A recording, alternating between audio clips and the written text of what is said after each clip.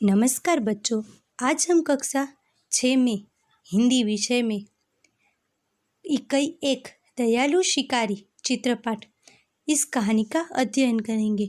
वैसे बच्चों, आप सबको कहानियाँ सुनना तो बहुत ही अच्छा लगता है, किंतु हमने कई सारी ऐसी कहानियाँ सुनी हुई है, जैसे हंस और कछुए की, कछुए और खरगोश की, कौवे की आदि सब की हमने कहानियाँ सुनी है।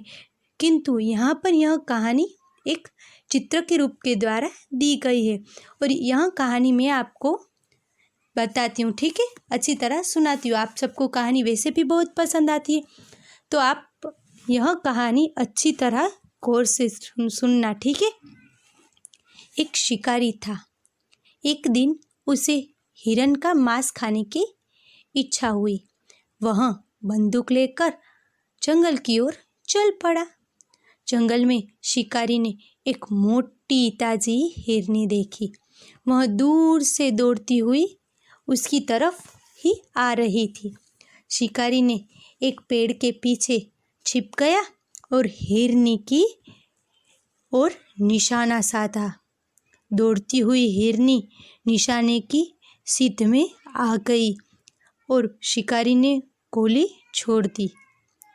गोली की आवाज़ सुनकर जंगल के सारे दूसरे हिरन इधर उधर भागने लगे। शिकारी हिरनी के पास आया। उसने देखा कि हिरनी ने एक छोटे शावक को जन्म दिया है। शिकारी की गोली हिरनी की टांग में लगी थी। हिरनी की आंखों में आंसू बह रहे थे। यह दृश्य देखकर शिकारी का दिल भर आया। उसे बहुत पछतावा हुआ। जंगल से कुछ दूरी पर ही उसे पशुओं के इलाज के लिए एक अस्पताल था।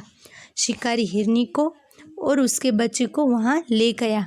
डॉक्टर ने हिरनी की टांग में लगी गोली निकाल दी और वहां घाव पर मरहम लगा दिया। इसके इलाज से हिरनी को आराम हुआ। शिकारी हिरनी के बच्चे के साथ जंगल में उसे छोड़ आया।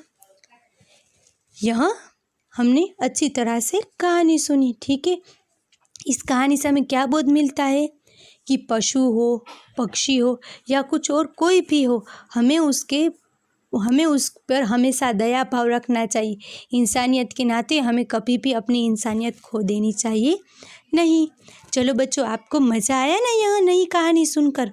इसी तरह कक्षा 6 हिंदी विषय में आपकी यह जो पहली है दयालु शिकारी चित्रपाठ कहानी, यह तो मैंने आपको सिखाई, किंतु उसके बाद उसके पीछे वाले पेज पर आपको 2-3 और कहानियों के चित्र दिए गए हैं। आपको भी ऐसे अच्छी तरह से कहानी बनाकर और उसका नाम लिखकर, कहानी का नाम लिखकर और नीचे सीख लिखकर होमवर्क में लेके आना है, ठीक है। नमस्कार।